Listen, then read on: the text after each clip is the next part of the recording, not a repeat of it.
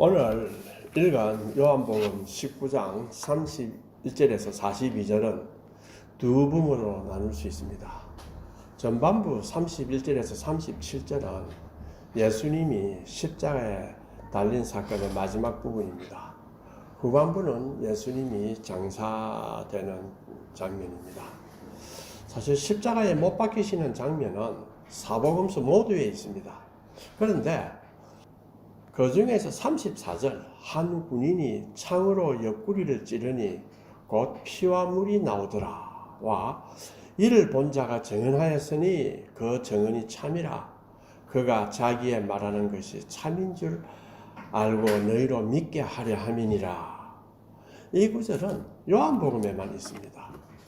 사실 이 구절은 우리 신앙인에게 많은 영감을 준 구절로서 또 찬송가로 만들어져서 그리스도인들이 많이 불러 위로와 용기를 좀 얻게 했습니다.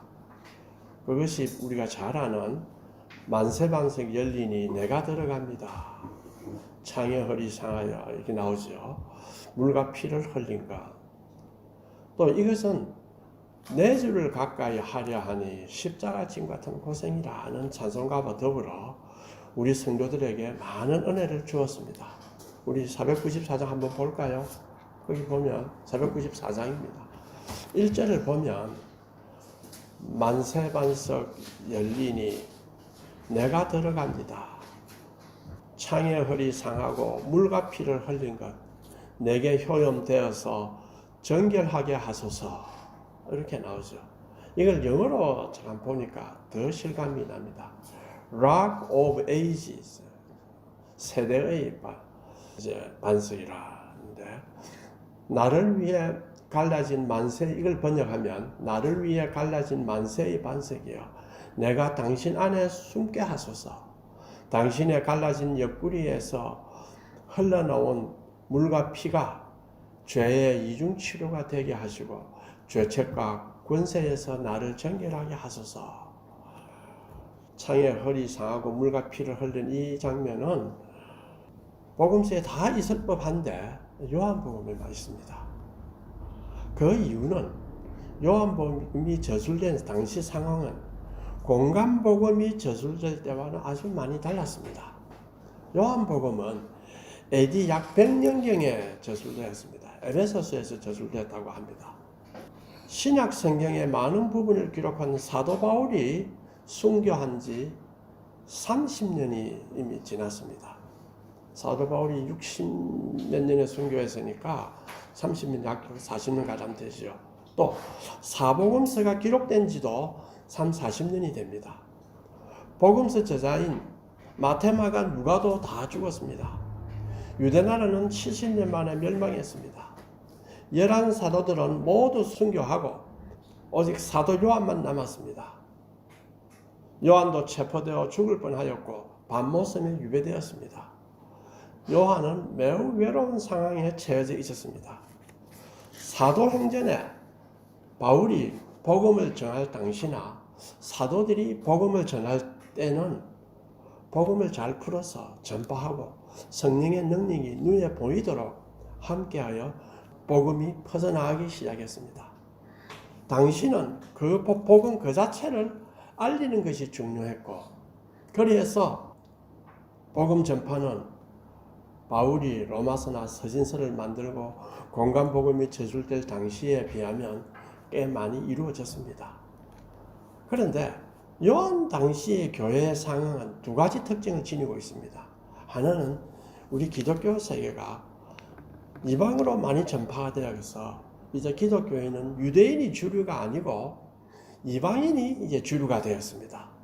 또 다음에 그리스 사상을 통하지 않고서 유대인의 세계관을 배경으로 복음 전하기는 매우 힘들게 되었습니다. 우리가 사도행전에서 공부할 때 나오죠. 바울이 아테네에서 에피쿠로스 학파와 서토아 학파와 논쟁합니다. 거기서 이제 몇몇 중요한 신자들을 얻었다는 것이 우리가 볼 수 있습니다. 이제 헬라 철학이 여러 형태로 로마를 덮습니다. 여기에는 이단들의 도전도 많이 나타납니다. 이 이단의 도전은 복음을 가장해서 복음을 파괴하는 방향으로 자체 해석을 하여 나타납니다. 그 위력이 세었습니다.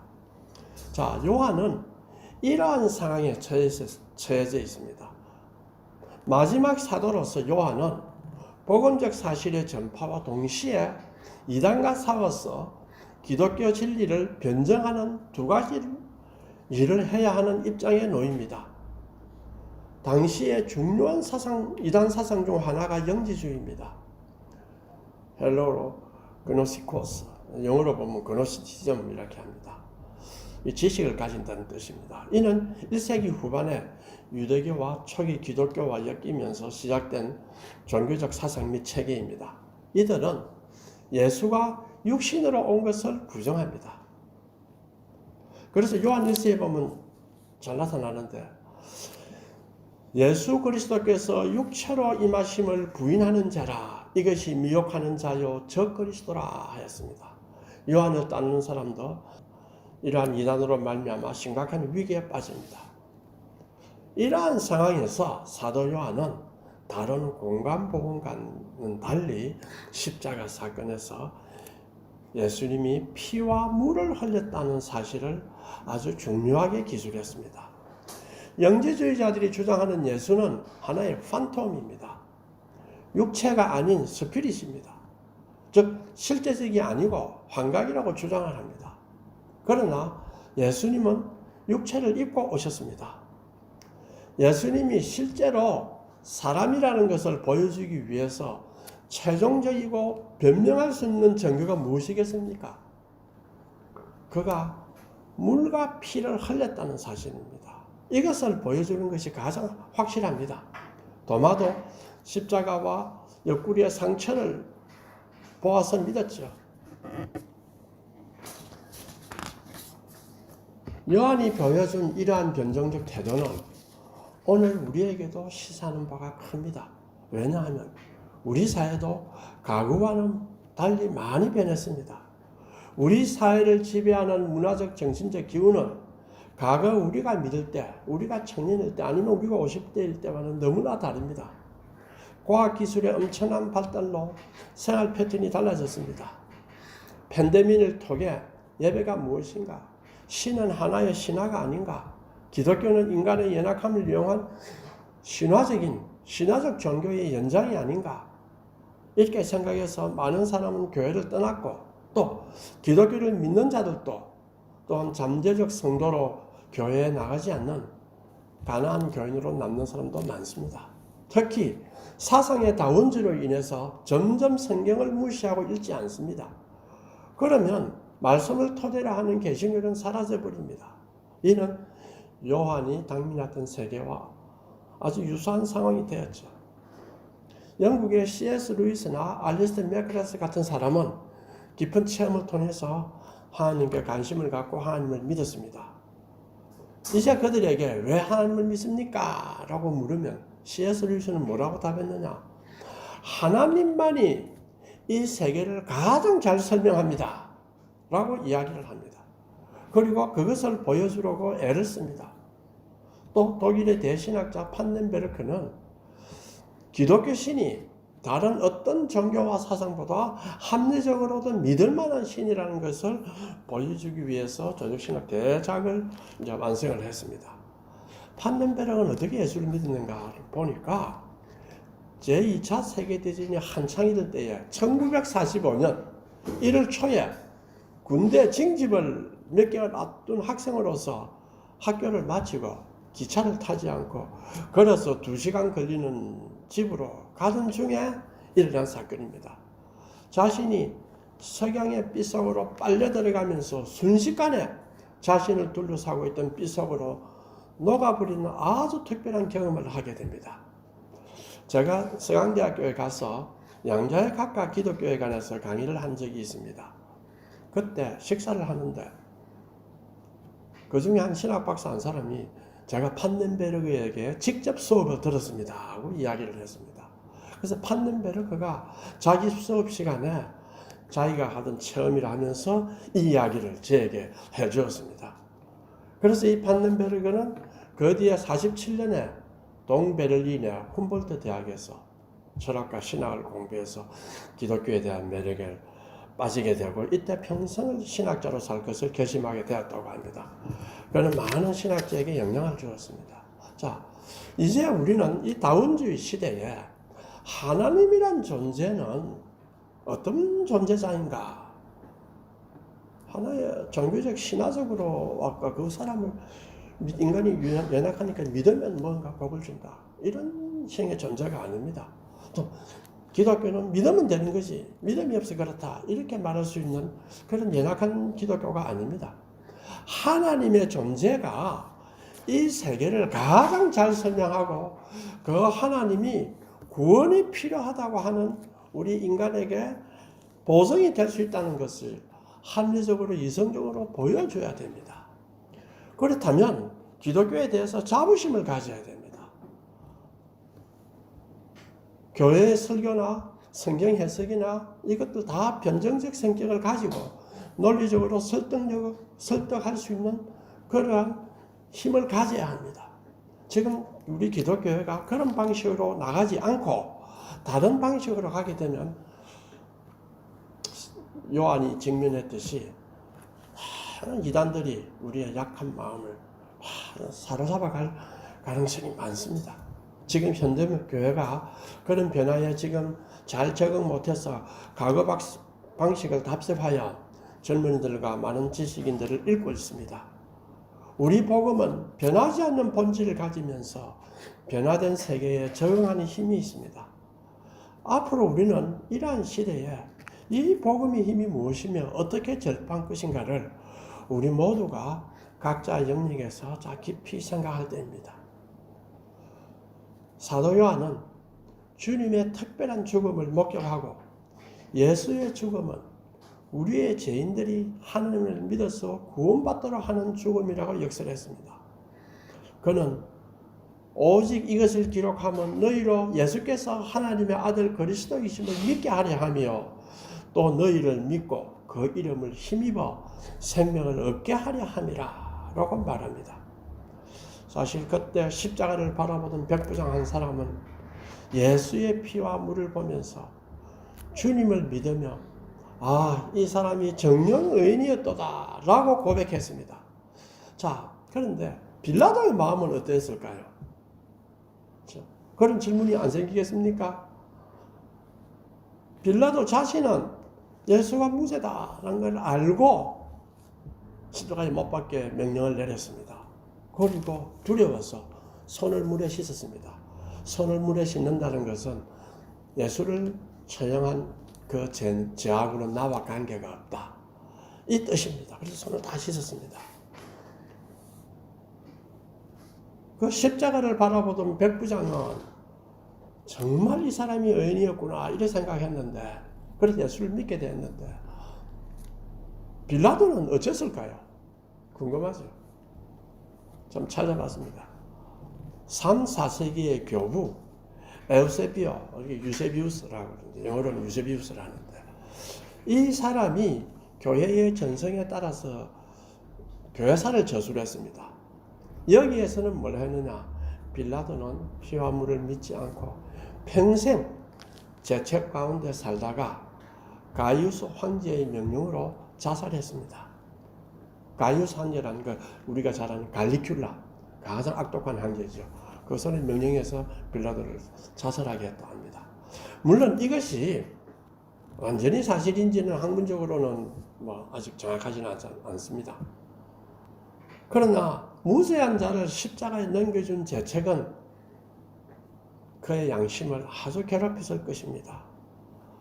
인류의 운명은 예수님이 십자가에서 흘리신 피와 물을 어떻게 받아들이느냐에 달려 있습니다. 이제 두 번째 부분은 예수님의 장례에 대한 이야기입니다. 자, 예수님이 돌아가셨는데 당장 해야 할 일은 시체를 십자가에서 내려서 매장을 해야 합니다. 로마인의 전통에 의하면 시체를 놔둬도 됩니다. 그래서 완전히 죽기까지 계속 놔둡니다. 그러나 유대인 전통은 너무 잔인하다. 하루 만에 그냥 이제 죽이든지 해서 하루 만에 끄잡아내서 묻어야 됩니다. 왜? 그거 다 죽을 때까지 얼마나 고통이 심하겠습니까?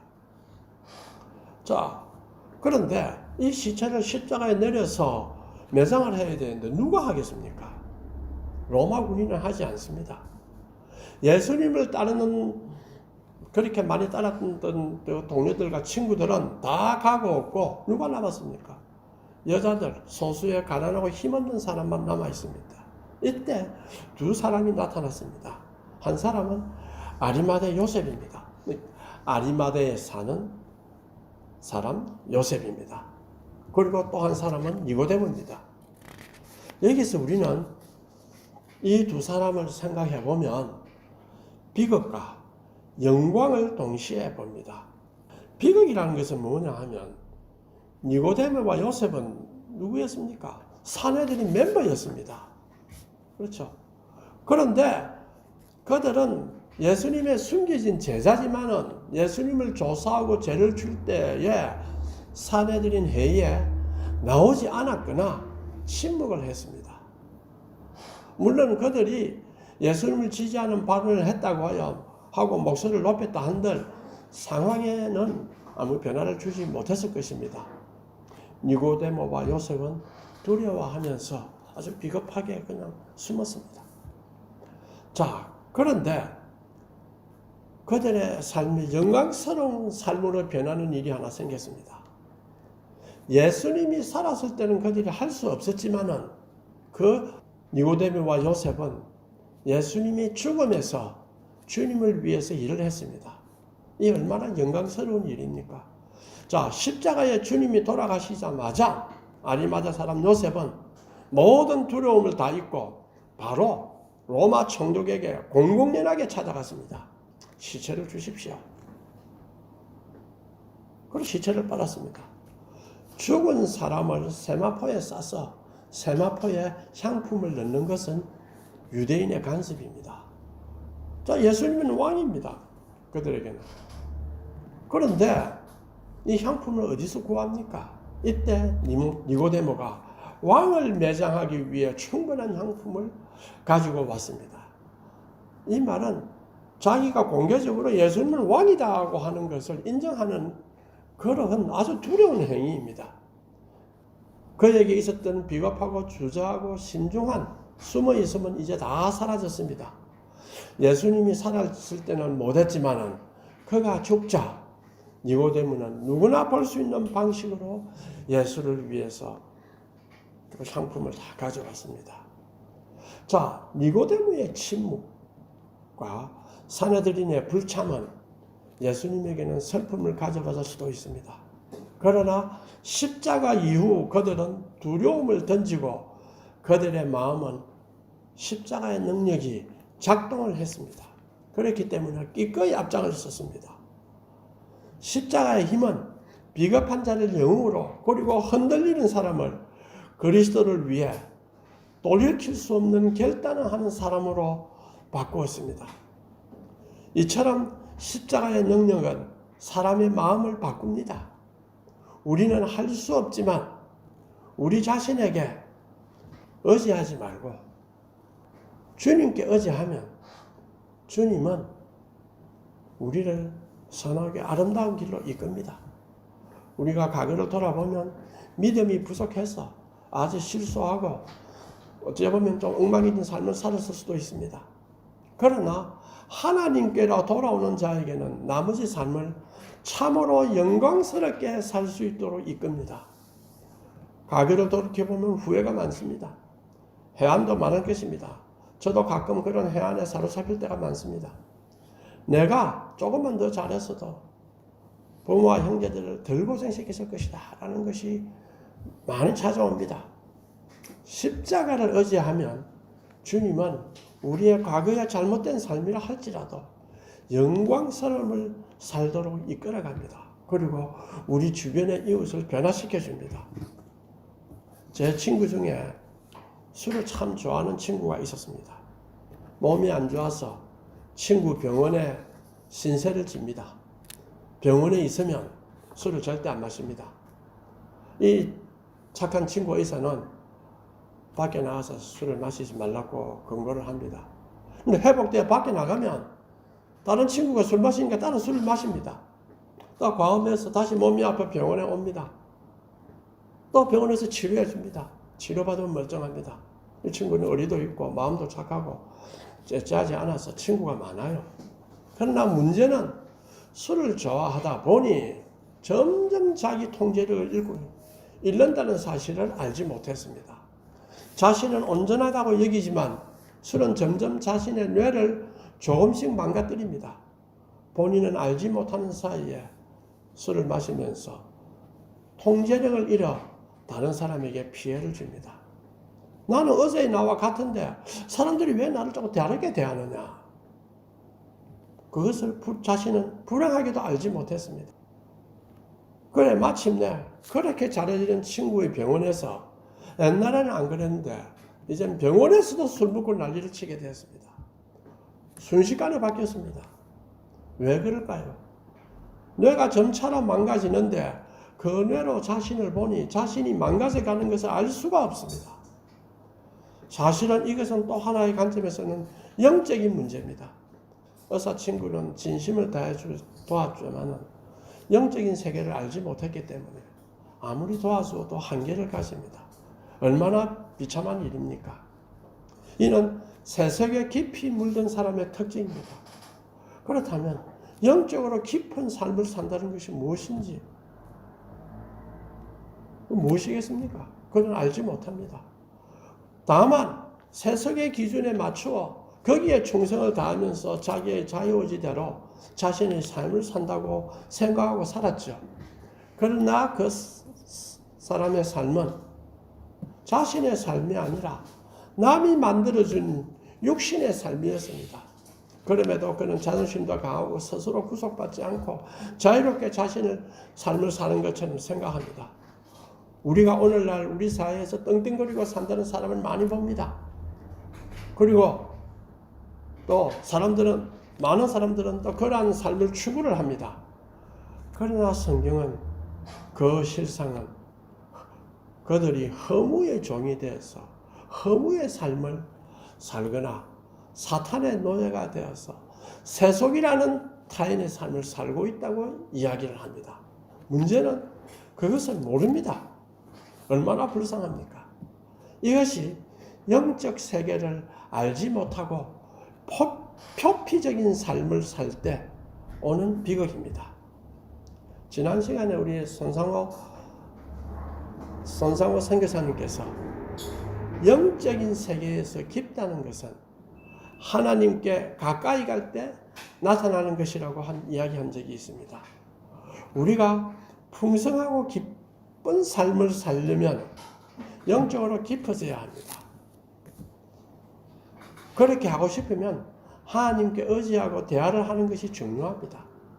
하나님의 말씀을 가까이 하고 기도하면 하나님은 우리에게 그 길을 열어줍니다. 우리는 63장 찬송가처럼 세상에 대해서 넓고 큰 비전을 가지고 살아갈 수가 있습니다. 이 세상은 죄의 유혹이 많습니다.